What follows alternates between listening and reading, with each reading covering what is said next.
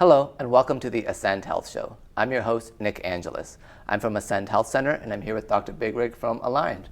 Hey, thanks for having me. Yeah, it's great because we're both Nicks. I'm from Ascend, you're from Aligned. This is going to be a great show. Yeah, I've easy. always wanted to have Nick on the show.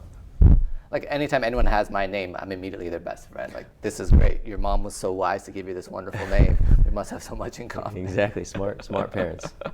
So you're a chiropractor, and we're going to talk about your history and what brought you to being a chiropractor. And we were talking already about mental health and chronic pain in this country.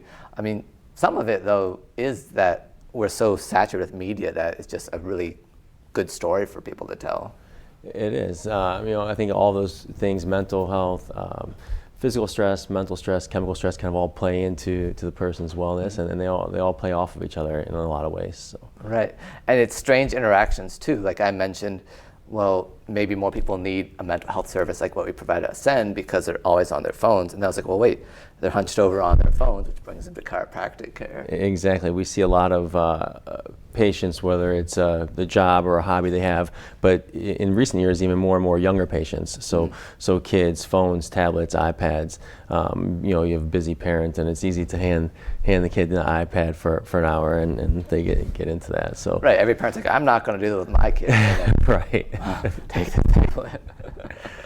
Exactly. Yeah.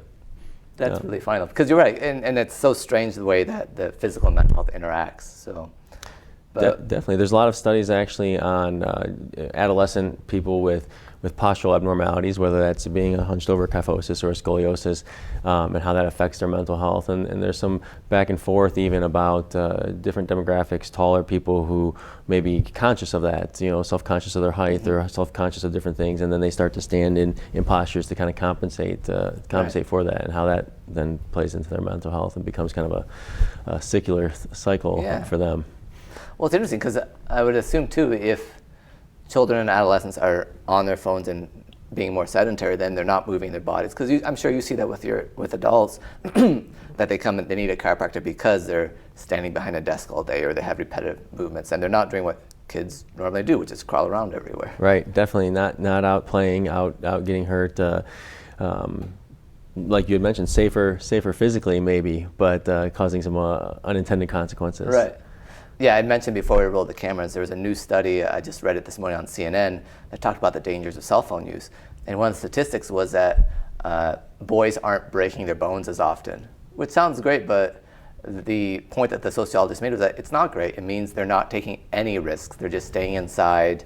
They're not even interacting with girls because the boys all go to YouTube, the girls all go to Pinterest. Even at a young age, like there's this separation of interests and sexes where like these kids won't know how to relate to anyone, and then they come to Ascend Health Center for counseling and psychiatry. Right. I mean, I guess in that case, maybe they're not coming to you as often because they're not, well, no, we already said they're going to come to you because they're not moving anything. For different reasons, yes. Less physical injuries, but postural changes, aches and pains from not being movement. Movement is the kind of lubricant of the body. So if you're not moving, your discs in your back aren't taking on fluid. The joints of your arms and legs aren't being as healthy. So it definitely has some consequences. I think I would argue that they have larger consequences. The injuries that you sustain from being active are much less consequential long term than the inactivity becomes. And really, on a molecular level, when you have injuries, for example, you can't really exercise unless you fatigue a muscle because then your body releases substances that help the muscle grow. Right. And I'm not saying that you need to break bones to be healthy, but it's true that when you suffer injuries, your body is used to producing substances, whether it's endorphins or bradykinins or what have you, and that promotes healing. So if you're in this little bubble where you're never doing anything, your body isn't used to producing those substances. Right, and you're not being exposed to environmental factors and things like that. We're building your body's tolerance to adapt to different situations, environments, whether that's physical or otherwise. Right, just like the FDA was looking at making sure that they could have antibacterial soaps in a lot of instances because they realized there are so many people with poor immunities. I mean, we saw this during COVID as well. Right. By the way, this is community television, so we can say whatever we want. We saw that too, when everyone was hiding in their houses, like bathing themselves with antibacterial lotions and then getting COVID 3 times. Exactly. So, by the way, this is how we do this whole show. It's, this should be the medical disclaimer too. We'll say a lot of things. A lot of it will be really smart. You should listen to it, but maybe don't start taking all sorts of supplements or doing exactly what we say without talking to your own provider. So that kind of serves as a medical disclaimer. It's always good advice, yes. Something about, so you can believe it. It's not like don't believe everything you see on the internet, but maybe also run some things by your own provider who knows you better than I do just talking on the show. So we talked a little bit about injuries already and how they might be good for you. So that's a lesson so far. Stand up straight. Don't be worried to get injured when you're young. Like go out there and play. Yeah, be active. And really that's a lesson for adults too. So usually we try not to date these shows so we can, put this out there 3 years from now and pretend it was yesterday. But the eclipse was last week, and so we closed down our entire clinic because we were like, well, what can you do on a Monday for your mental health? Go look at something cosmic and beautiful outside with your family. That's going to be a lot better than anything that we can provide for you that day. So we just shut it all down. And sometimes we miss those moments because we're doing something silly like, oh, I have to work so hard to afford this, or we kind of lose track of what do we want long term in our lives. Yeah, you get caught in the rat race of chasing that. But we did the same. We shut down so our staff and patients could either enjoy time outside or with their family and kind of see this once in a lifetime opportunity. Yeah, and it's a little bit hypocritical for me to say that because I also worked that morning doing some anesthesia work somewhere else. But that's when I realized this was really good idea to shut down the clinic because everyone was like, oh, we got to get out on time, and there's a lot of frustration. I was like, none of us should be here. Right. Oh, that's great. So I should start asking you about the things we're supposed to talk about, like how did you become a chiropractor, what influenced you, all that sort of thing. But just to finish that point, so a lot of what we're saying is people need to be active.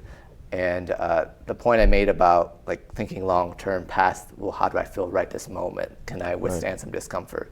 Do you see that a lot in chiropractic care? Because I know when I've gone to the chiropractor, which I go to chiropractors all the time, but I'm still a bad patient. They'll say, you need to come back in 3 weeks. And I'll think, no, this adjustment will be great. I won't have pain for 4 weeks or something. But you're thinking more like long term, how can we get you better? Yes, I think our medical model at times is focused so much around symptoms. So whether it's this drug correlates to this symptom or this pain to this drug, where we're not looking at holistically, like how is this person's body functioning, and that's an approach that we try to take, or that we do take at Aligned, in that while your pain is important to us, and we can hopefully help resolve that through some natural ways in the short term, how is your body functioning, and how can we keep you healthy 10, 15, 20 years from now, so you're able to be active, you're able to play with your kids, with your grandkids, and do the activities that you'd like to. I get it. So it's more of let's get you out of pain so that you can form new habits without discomfort, and then keep doing that. Yes. And if you choose not to, come see us more often. So that way it's a clear choice. Right, correct. And it actually makes sense. I went to see my doctor recently, and she was like, you can do whatever you want. Just do so consciously. It's like, don't rationalize it. Like, if you're going to eat a bad meal that has no nutritional value, say, I'm going to eat this, and it's bad for me, and I'm going to enjoy it, and then do so. None of this like, well, look, that pizza has pepperoni. That's meat. You can look at some diet that says a carnivore diet's great for you. It's like, no, just accept what you're doing. Right. I think there's a lot of that. There has to be some balance, and you have to have fun, and you have to enjoy yourself. So take that moment, enjoy it for everything it is, and then get back to what healthy habits that you're forming. Yeah, absolutely. Whatever is sustainable. Yes. Because even if you look at fitness, we've already talked about play. The greatest change in a person's physiology is if they go from doing nothing to starting to walk a little bit. So at the very least, like, let's take those steps that will make the biggest difference. Exactly. It kind of shocks the system, I suppose. Like even elite athletes, it's periods of time after rest where then you start to train again, where if someone's been inactive and they start to just walk, they'll see the biggest gains, the biggest improvements in those early months, early lifestyle changes. Which becomes the challenge too, because then the maintaining that lifestyle becomes, you don't have the biggest reward, or the huge reward, or the immediate change, the drastic change, I suppose. But to maintain it as this is the new normal. And you'll see that with athletes too, because obviously, so my brother's in operations research who went to this sports business seminar in Boston. It was crazy how many millions of dollars are spent on each athlete. Like they're looking at their CO2 levels, like basically on the molecular level, because they're an investment, almost like a racehorse. It is what it is. And at the same time, you'll see some athletes recover from injury and be better than ever, and others, like their career is never quite the same. And some of that is the mental and the willingness and the discipline and all those things that we forget about. You know, we take it down to bones and muscles. It's like, no, you have to have the willingness to get better. Exactly. Wow, that's really neat. So speaking of willingness to get better, what's your story of how you got interested in chiropractic care, and what drove you to doing that? It wasn't a very direct path. It's not something I knew I wanted to do necessarily or was exposed to at a young age. I was fortunate enough to play football in college at Kent State, not too far from here, and then arena football as well, professionally afterwards. So in arena football, much like the point you just made, we are less of a valued commodity, I suppose. If you play really well, you're going to leave and play at a higher place, potentially the NFL or wherever. And if you don't play really well, you're unemployed anyways. So your lifespan or your time with each individual organization is very much shorter. Right. So you're treated a little bit differently than what you may say Nick Chubb is for the Cleveland Browns or something along those lines. So I had some pretty severe back injuries. And they were able to get me through their means through a season. And but at the end of the year, in 2007, I was recommended for a spinal surgery, and likely would have pursued that due to the severity of the symptoms I was having. Right. But they had told me that the surgery would essentially end your playing days, and it's just going to be so you can be a functioning adult and kind of move on. Right. So you can put on a suit and be on Wadsworth Community. Exactly. Unfortunately, at that point, I had never given that much thought, so I didn't know what the next plan was. Right. So I sought out someone to help me. I was fairly skeptical at first, like maybe many people out there with pain are, and frustrated because you're not able to perform or function the way you'd like to. So this doctor was able to help me. Was able to get me back to playing, which I did for one more year. But during that time, he also kind of mentored me in a way of saying, what is your plan after this? Like, do you have a plan after this? And kind of encouraged me to go back to school at that point for chiropractic. Oh, wow. That's really cool. Yeah, I mean, it's really valuable, and I think it's an experience I still use today because you can understand what the patients are going through. Right. When a patient is having a frustrating day, or when their symptoms aren't changing quite as fast as they would like them to, or they, you get some very severe cases that come in, and you know it's going to be kind of a long journey.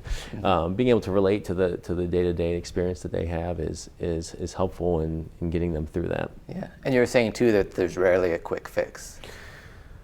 It's nice when there is, but a lot, unfortunately, we've been trained through our medical system to be very reactive. Right. So we'll address something when it's a problem. And if we can get the symptom to go away, we might not address it again for 10 more years, right?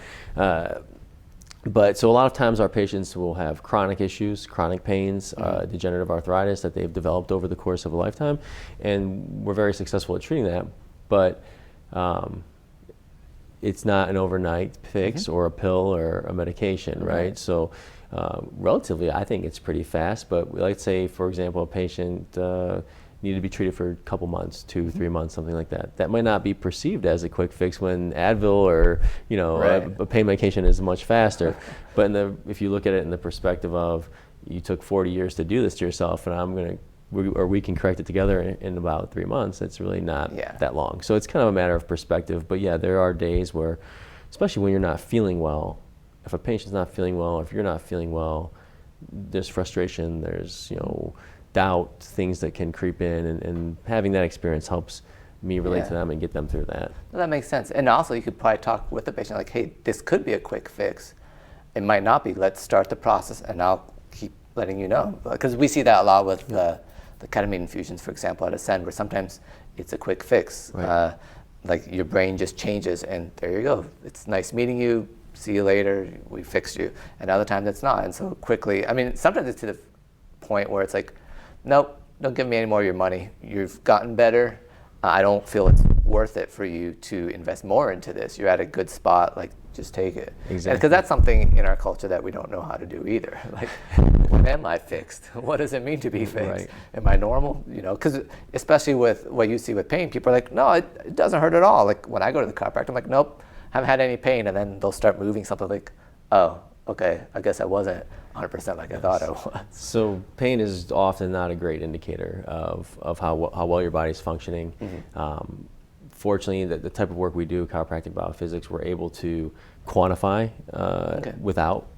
Pain is very important. That's what's affecting your day-to-day life. Right, that and that's means you're willing to do something. Yeah, are you able to go to work? Are you able to play with your kids? Are you able to do these things? But there's some quantifying factors that we can measure and that allows us to actually maybe predict better what is your life going to be like in 10 years if we do something or if we don't do something about this. And then remeasure those same measures post-treatment to grade our success and also predict future health for that person. And one of those metrics would be like more in the chiropractic aspect of our practice is posture. So we can take a load-bearing or a standing x-ray where you're supporting your own body weight and a neutral position and measure the shape of the posture, and there's actually a shape that your posture should have. And there's some variance from person to person. There's some math and physics that goes into figuring out what should your posture be versus mine versus the next person. But we can quantify that, and much like an orthodontist straightens your teeth, we could rebuild your posture back to the right shape. And that is usually a better prediction of degenerative changes, degenerative arthritis, and just body function from a physical standpoint down the road than do you have pain today. Well, that makes sense, because a lot of times we don't treat pain as often as we used to, even though I'm a nurse anesthetist, just because we were mainly a psychiatric practice. But a lot of times when we come in is when the pain doesn't match the x-ray, the CT, the MRI. Because I've worked with a lot of neurosurgeons, spine surgeons, being a nurse anesthetist, and they'll say that too, like, okay, this is a really bad x-ray, but actually, like, they're doing fine. There's no need for me to go in there and carve something up. Right. Or other times they're like, look, I know it doesn't look that good, but look at their loss of function. We have to do something. Exactly. So you're saying the biophysics is a better way to tell, here's what we need to do. Yes, it's a better metric. There are a lot of times patients, and we recommend adults get an exam once every 2 years, regardless of whether they've needed it or not, whether they have one or not. But most people don't realize that. The profession probably hasn't done as good of a job as maybe like the dental profession of telling you what should you do on a 6-month basis or year basis, or how often should you have these checkups. And that hopefully gets better, but people find that out from us going out, doing a show like this, going out maybe speaking to someone's work or their church group or their social group or whatever kind of setting that they have. And as we spread that message, then people will hopefully are more proactive on having an exam even without having pain. Sure. More often than not, someone will come in with pain, we'll address that situation, and then have this metric to measure a prediction of like what future degeneration would look like, or what your future health looks like. So the biophysics is more like software then, seeing what's wrong? Or? It is now. It used to not be. I mean, So it used to be you with a tape measure? I used to do it with plain films and chemicals and drawing with a protractor, and now we do have pretty fancy software. It's nice where you can plot points and can get the information much quicker than what we used to be able to. It's a little bit like when I go get my oil change, they're like, look, this area is yellow, you really need an alignment. And I'm like, well, it's not really red though, you're just saying it's yellow. Exactly. That is something we deal with. So we give people an honest assessment of maybe you're in the yellow or you're in the red. And yellow, we would like you to fix it. I think you should fix it, but you can make your own decision on how you approach your health, right? We try to encourage you or educate you the consequences of that. Right. It's much easier to fix in the yellow than when it's in the red. And other times patients come in and it's in the red, and you have to say, like, if you don't do this now, then your next step is going to be with a neurosurgeon, not with me. Sometimes it comes in the green, and we'll say, that's awesome, we'll see you in 2 years. So it's kind of all over that spectrum. And that makes sense, because a lot of times I'll be the same way, where I did pain treatments on a patient and their pain kept on coming back, and I was like, look, if you have a nurse anesthetist looking at you every week or two and you're still having pain issues, you need surgery. There's nothing more that we can do. You don't need to go back to the chiropractor. Like, it's time for surgery.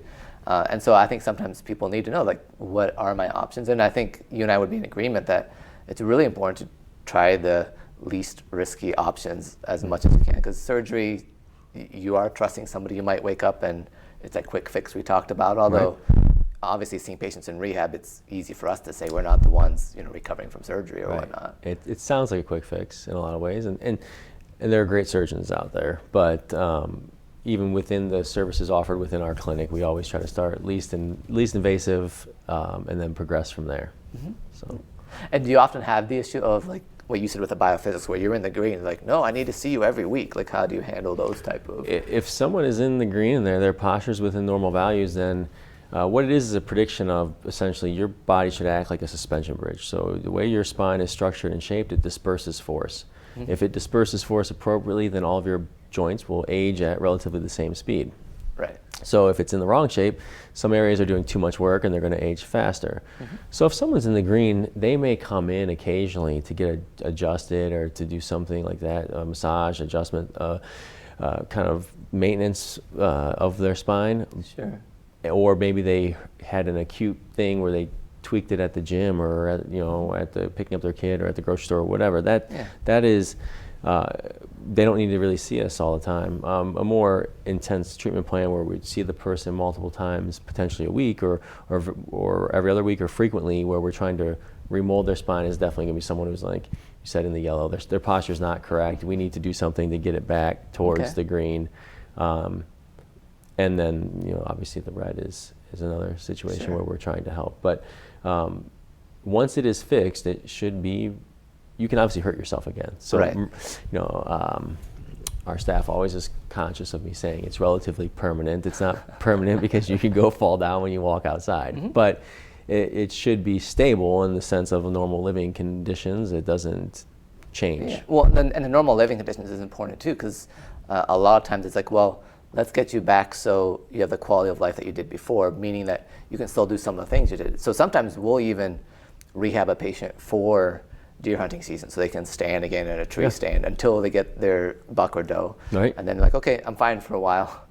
Or they're going on vacation or they're going to a wedding, because usually with chronic pain and even to some extent with mental health, that's where some of the challenges are, that I can't do this thing that I want to do. Right. It's like, well, the old model was that of pills and opioids and let's get you pain-free all the time and then just sitting on your couch all day long. So I think sometimes it does make sense, like, look, we need you to be active.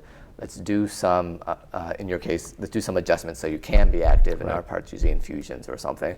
And then you can still do the things, because otherwise, like we mentioned earlier, you're just in this, I can't move a muscle, I've got to protect everything. And even if that helps your physical health in the short term, in the long term, both your mental health and your physical health precipitously decline. For sure. And then what is the long-term plan too? Like with whether it was opioids or whatever pain, like pain management, essentially, pain management has a great place if we're managing maybe like another professional is managing our patient's pain while we fix the problem. So when we have a plan to eventually get off of this pain management cycle, having that be like a permanent plan isn't really that good. Yeah, we made an adjustment too, where we only take referrals now for patients. So we're not going at this alone. It can be your chiropractor, your therapist, your psychiatrist, but we're not fixing all the things. Right. For one thing, because as healthcare providers, that's something I've struggled with. Like, I'm a hero, look what I did. Let's share my expertise with other people who know things that I don't. Exactly.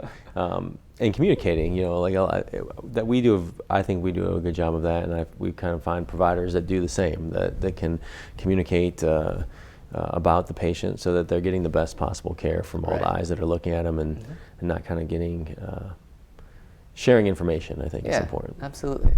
So do you have any events coming up or anything else interesting that's coming down the pike for you guys that aligned? We have we generally do quite a few events, as far as, like I mentioned before, lunch and learns is what we call them, but whether that is patients of ours who would like us to come speak to a group they're involved in or their workplace. It usually makes people more popular when they're responsible for the food. So I try to give whoever invites us all the credit for. We'll bring in lunch and give a short presentation to them, maybe about stress or the services that we offer. Each place is a little bit different. Maybe try to make it applicable to the group. If they're having a group that has a high stress job, we'll get to talk about stress in the workplace and how physical stress can maybe manifest itself in different ways. So those are something that we can always that we can schedule if people are at home and would like us to come talk at their any event that they have. We have on our website has a location to request information regarding that. And you guys are in Westlake? We are in Westlake. Okay. Yep. So about like what's your radius usually for what you normally see patients? That is a little bit different than what you'd probably expect. The chiropractic biophysics is, there's a limited number of people in the area doing it. So I think it's getting better. I know for sure that there's a really good doctor in Columbus area, another one in the Dayton area. Before we opened this practice, I had worked for someone in Chicago, and it's kind of an interesting dynamic. We had chiropractic biophysics clinics on every street corner, every neighborhood, right? Right. So, and we all knew, had good relationships with people who knew were doing good work. So if someone came from Ravenswood to where we were in the South Loop, we'd be like, listen, there's a great doctor like right down the street from you, and you don't need to take this train across the city to do that. And we don't have the transportation issue in Ohio, but I guess to my point was there's not an awareness that this is really even available, or this is a different thing, because there's not enough people practicing it. So while you kind of have, from a business perspective, I know people say, well, it must be great. You have like a monopoly on this market. And I'm like, yeah, but no one knows it exists. So it's kind of a double-edged sword that way. But so our radius of people to come see us is probably bigger geographically than what it should be. That makes sense. Most of the time, probably anywhere from like Akron, Canton, South, this area, all the way west to, we have patients that come from Toledo to like past Menor, kind of that area, Chardon. Really, sometimes it is like a west side, east side, because being in Fairlawn, we're on 77, so that's the west side of town. So Canton to Southern Cuyahoga County, a lot it is. You don't have to get your passport out to cross the river. Well, why don't we have another show and we'll talk about more of the things that you guys provide and some of these other topics that, as our viewers know, just come up randomly. But I'm Nick from Ascend Health Center. We provide psychiatry, counseling, transcranial magnetic stimulation, ketamine therapy, and Spravato. And having the two Nicks together, this has been great. So let's do it. Oh wait, I almost forgot to mention, we were the runners-up for a Clapper Award, and I'm doing several shows today, but I'm calling all of them our 50th show. So it's quite an accomplishment for this piece of cardboard here. Yes, congratulations. Thank you all for joining us. Hello, and welcome to the Ascend Health Show. I'm your host, Nick Angelis. I'm the owner of Ascend Health Center in Fairlawn, and I'm here with Dr. Nick Bigrigg from Aligned over there in Lakewood. Thanks for having us. Did I say, no, Westlake. Westlake. I always get those suburbs wrong. You think because I lived in Ohio most of my life, I know each one. But honestly, I can't even drive around my neighborhood without being like, wait, do I turn left here? I mean, and I've realized, like, this is my house. I got that part down. But that's a good start. Yeah, so we're going to talk about geography today and why I'm so impaired in this particular field. Or I guess we could talk about regenerative medicine. It's a toss-up. Those are both very important topics. Both important things. So this is our second show of the day, so if you missed the other one, none of this will make sense to you. Just kidding, it doesn't really matter what order you see it. Although you did tell your life story in the first one. That was pretty cool. We did. Yeah. Some laughter, some tears. Yes. A lot of injuries, which kind of leads us back to this. Yeah, because I think our main point was that if you're a kid, you need to go out there and play. Even if you injure yourself, your body will heal. Exactly. If you're an adult, quit being behind the desk 9 to 5. You also need to move your body. Yeah, get out there and play. Your body's trying to heal itself. The ability it has to heal itself becomes a little bit less and less, as we progress through life, and that's where regenerative medicine comes in and kind of helps us make up some of that ground. Mm-hmm, absolutely, and a lot of times on this show too, I bring guests like you who know things I don't, and we talk about some of these words that have been so hyped up. For example, at Ascend, we do ketamine infusions, and we rarely do any sort of marketing because we have all sorts of patients like, what? This sounds like great. It's a trip of some sort, and then I'm healed from everything. Sign me up. And it gets, well, wait, you might not be the appropriate patient, or we got to do this first, or it's a stepwise process, or a lot of times it's like, well, this isn't the first line treatment for whatever you've got going on. Is regenerative medicine sort of the same thing? Because I hear about it all the time. It's a little bit almost like holistic care, where it's like, well, what does that really mean? Yeah, it's using a donor tissue to help your body.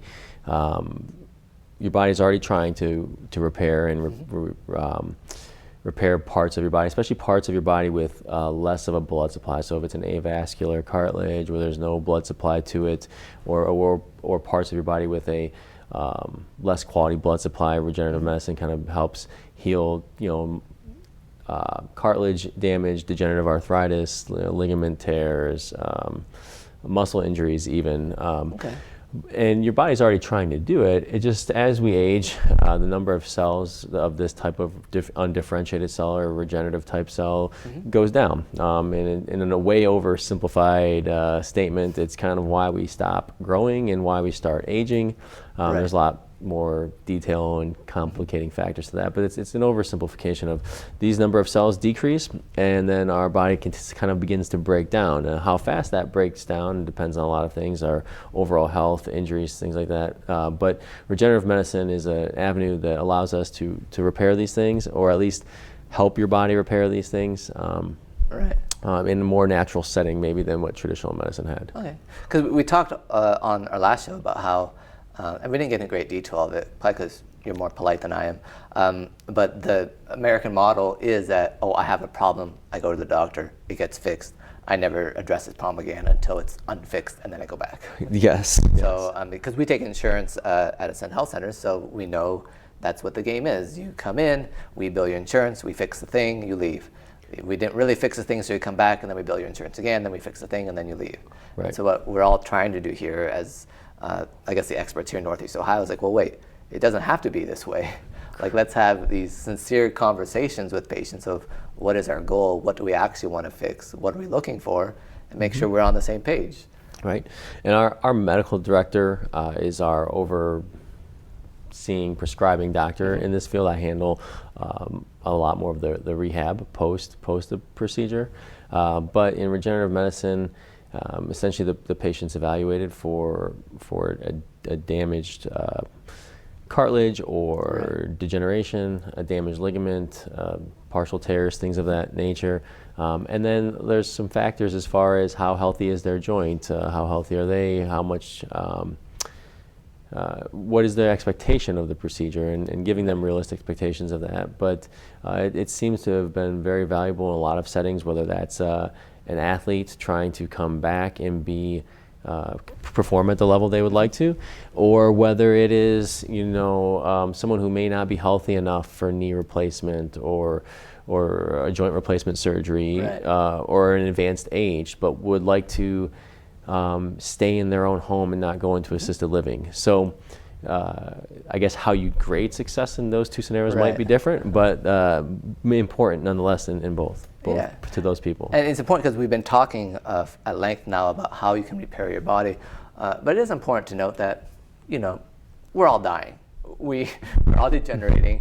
Once you get to a certain age, you're not looking to get better, you're looking to maintain the quality of life and to be realistic when doing so, because as we said before, sometimes, this therapy isn't worth it, and that's perfectly fine. So a lot of it is going along with the patient, like, what's worth it to you? What do we need to do? What are we looking for? Exactly.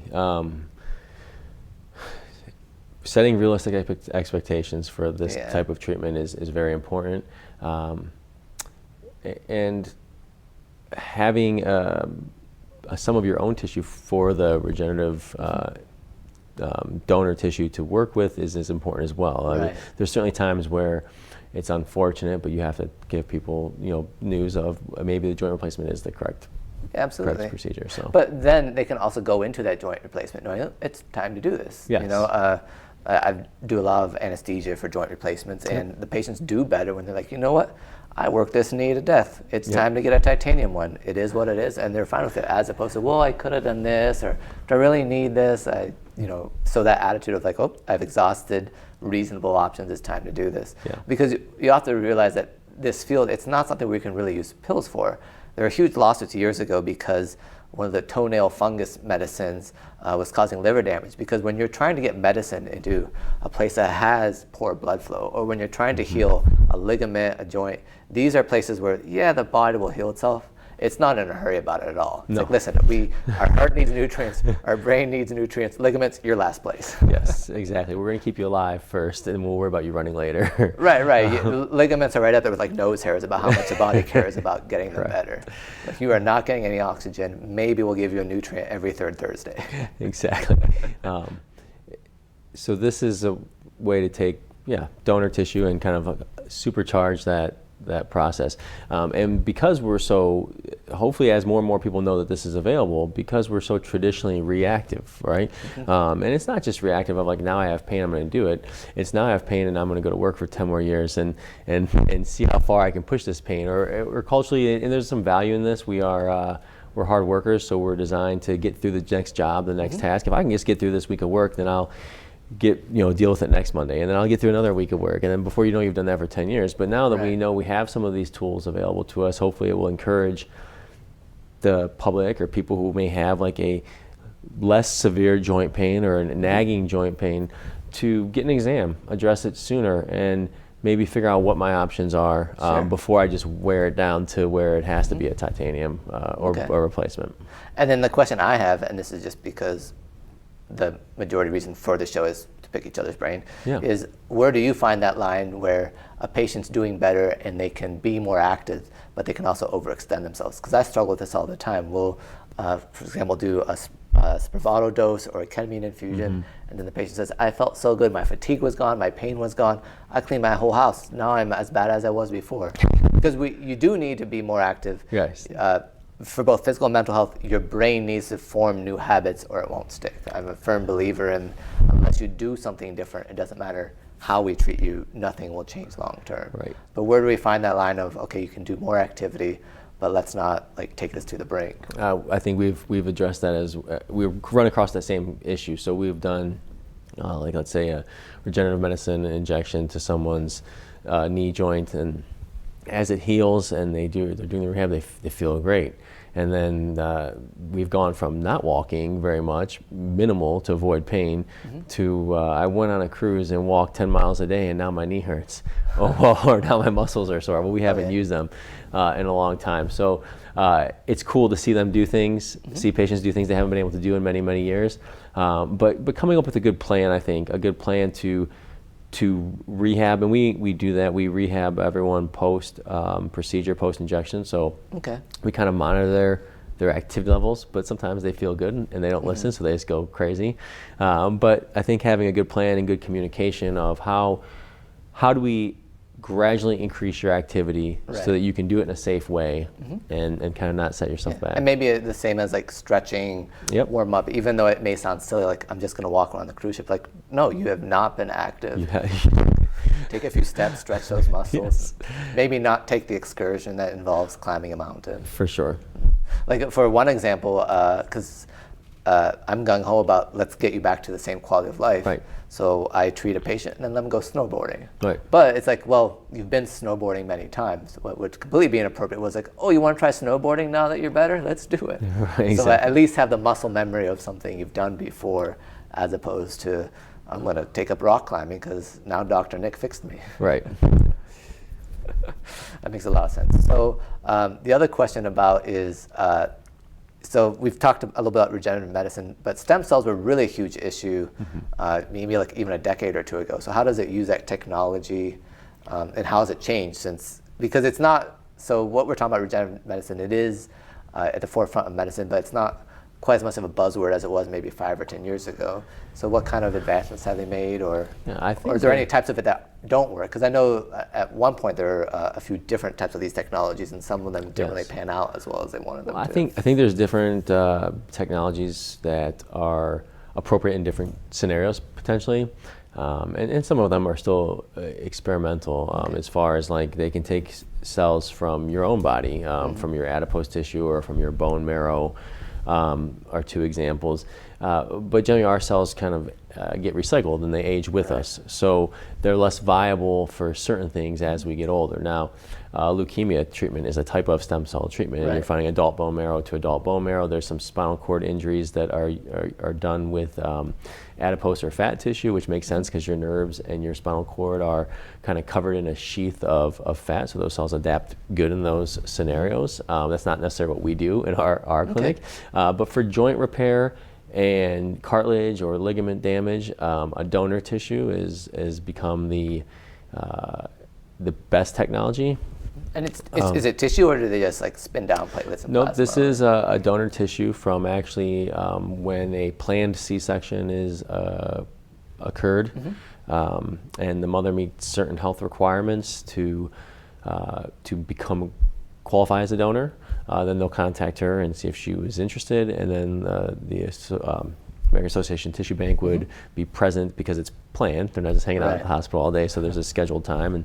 And when that birth happens, as long as mother and baby are okay and they both survive the birth and everyone's good, they'll collect the umbilical cord and placental tissue. So the inner lining of the umbilical cord has the highest density of undifferentiated type cells, which are the kind of the main workers in this process. But there's also placental tissue included in the injection. One way to think of it is the placental tissue is providing nutrients, but it's things like cytokines, growth factors, scaffold, things that kind of aid the umbilical cord tissue in doing its job better. So this is much different than like PRP or some of those other technologies where you're just spinning down cells and injecting. PRP is another type of regenerative medicine where where someone would draw your own blood, spin it in a centrifuge, and then re-inject it into a joint or to a muscle or a tendon. In those scenarios, at least in our experience, the PRP works really better in like acute injuries, maybe like you did it yesterday, or you're young, you're healthy 25-year-old, and you had like a small muscle pull or things like that. It will help speed up your recovery. But for degenerative arthritis, for meniscus tear, labrum tear in your shoulder, things of that nature, which are more maybe a more chronic injury, something that's been there a little bit longer, or more severe injury, then the most effective way has been through the donor. And there really isn't any reactivity, because we've already mentioned these are areas of the body where there isn't blood flow. It's not like, I mean, it's very different, but it's not like, oh, I have somebody else's kidney, you have to be on these medicines, or this could happen. No, the actual, it's a universal donor. So the tissue that's donated from umbilical cord and placental tissue is a universal donor. It doesn't have biomarkers to the mother or to the baby, so it's kind of unique in that sense, which makes it a pretty special tissue that it is able to, you don't have to have matching with a donor to the recipient. There's no risk of your body rejecting it or anything like that. Okay, great. That makes a lot of sense. So I want to talk a little bit about knee pain, since that's one of the joints that, and honestly, I've had a lot of chiropractors on this show, and we've talked about sciatica, and we've talked about migraines, but we've never talked about knee pain. That knee's just getting left out, and that's the one that, I mentioned I work in anesthesia. We do 8, 9, 10 knees in a day. Just like all these people just need their knee replaced. Yeah. It's a very complex joint. I think they found a new ligament a few weeks ago. It's like, how many of these have you done? And you just now notice there's something new there. Yeah, the knee is unique. I mean, a lot of sports, we have people who, being active, you get hurt. And if you have wear and tear from work or sports or activity throughout your life, then it can certainly cause the joint to age abnormally or inappropriately or at a faster rate potentially. But another thing that happens actually is that as we get older, the arch of our foot will decrease, which will load the medial meniscus or the inside of your knee more. So you'll see more commonly the medial or the inside part of the knee wear faster than the outside. I'm there right now because I've got flat feet like a penguin, and now that I'm 41. And my doctor said, well, I can get you x-rays. And I was like, well, would I do anything different than whether I do these exercises you gave me or not? She's like, well, it doesn't really make that much of a difference. I'm like, all right, let's skip the x-rays because I know what I'm supposed to do. I just have chosen not to. Exactly. There's no reason to do more testing if the testing doesn't provide a different path, right? So, generally the best way to diagnose degenerative arthritis is through, or the least invasive ways, through an x-ray. Occasionally you'll need more advanced imaging like MRI, but a lot of times you can kind of get a good grasp between a physical examination, orthopedic tests, and an x-ray. Okay. Well, that's great. Because again, there's a lot of options there for pain management, topical, PT, chiropractic care. But But I guess in each case it is, the patient would come to you, get it evaluated, and kind of go from there. Yeah, our clinic actually offers a wide range of services, whether it be medical massage, myofascial release, active release therapy, dry needling, cupping, which are all kind of based around like lengthening or shortening different muscles and tendons and trying to get the joint to move and function properly. And if it's a situation where the joint's already degenerated and the person is a good candidate, then regenerative medicine kind of fills that gap and makes the rehab all that much more valuable because the joint can repair itself. Yeah. For us, the most that we do with knee is there's a few of the surgeons and anesthesiologists around here that do a lot of knees. And so every so often, after there's a pain pump inserted or some sort of anesthesia block, in about 4% of patients, there's this neuralgia of the knee that just doesn't go away, and all the imaging shows it's fine. So that's where something like the ketamine infusion would come in. But again, like I said, it's not at all a first line. It's more of the surgeon, the anesthesiologist say, look, we've tried a few things. Why does the patient come this way? Because for what we do, we've also noticed if you're using a ketamine infusion, for example, for pain, and there's no mental health component, a lot of times it's more difficult for the patient. Just the way that these medicines work, where it's more of like a functional medicine approach, where you're trying to regenerate the whole body. And so a lot of times when the patient has some physical pain, but it's actually a manifestation of what's really going on in their head, and they're not admitting that, it can be a difficult experience. Definitely. And it sounds really silly to people, I'm sure, like, wait, I've got knee pain. That's all there is to this. My knee hurts. But it's just surprising sometimes, a little bit what you said about the scaffolding of the spine, how, sometimes I'm not saying that your anxiety is locked up in your knee, but it's almost like medicine's gone a full circle. Yeah. Where they used to be like, nope, this is hysteria, that's what's going on. And then we're like, no, absolutely not. This is a chemical imbalance. Your body desperately needs serotonin or endorphins or enkephalins or whatever. And now we're like, no, actually there is a mental health component to this. They definitely all tie together. We talk about that a lot in our clinic, chemical stress, physical stress, emotional stress, and how all three work together to kind of help, not to help, but to affect the total health of the person. Yeah. So, and I would say too, if someone thinks that's ludicrous, well, look, the other option is that we cut open your knee and put something titanium in there. So maybe consider a less invasive option. Yes. And once that fails, we can look into that. But certainly it's, going to therapy and talking to someone is a lot cheaper than getting your knee cut open. Definitely. Which would bring me to the point also of community, because this was another article I read earlier today where parents are so anxious. They're like, are you sure you're okay, kid? Go talk to a therapist. It's like, no, kids just need to talk to their parents. Like, a lot of this is when we're in community, we see a lot of these health factors get better. I think even the Surgeon General mentioned that loneliness is worse than smoking right now. So.